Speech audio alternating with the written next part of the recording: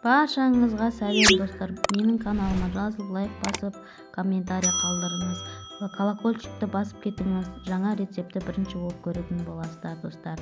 Бүгін біз блини пісіретін боламыз.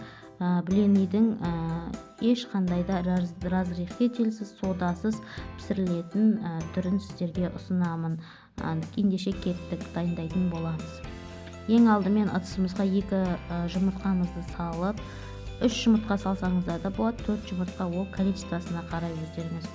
Және де үстіне шым-шым тұзымызды сеуіп, және де 2 үлкен қасықпен қант салып, венчиктің көмегімен жақсылап араластырып аламыз. Неге жақсылап араластырып алдық, енді үстіне ұнымызды салатын боламыз. Өздеріңіз көріп тұрғандай, жасалу жолы да өте ерекше. Және де венчикпен тағы да араластырып аламыз. Мінеки араластырып алдық. Біз ұнның жарты бөлігін салдық, жарты бөлігін алып қалдық. Қазір енді келесі біз сүтімізді құямыз. Тағы да венчиктің көмегімен жақсылап араластырып аламыз.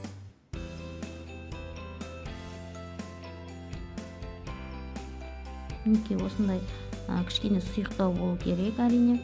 Және де жаңағы екінші бөлік ұнымызды салып, жақсылап тағы да араластырып аламыз.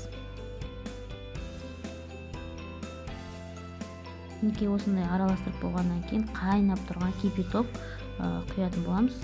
Жылы су емес, кипятокты құясыздар.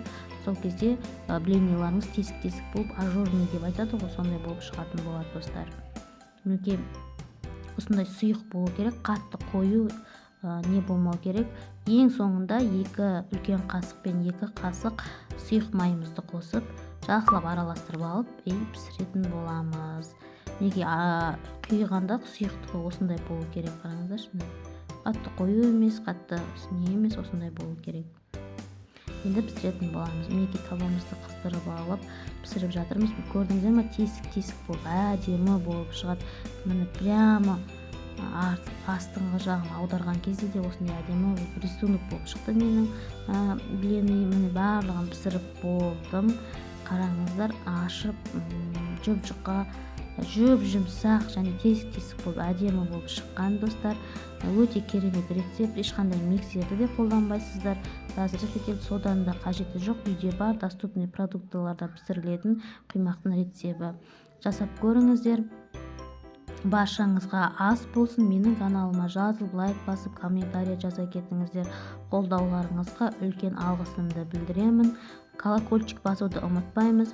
Менің шыққан жаңа рецептерімді бірінші болып көріп отыратын боласыздар достар. Баршаңызға рахмет.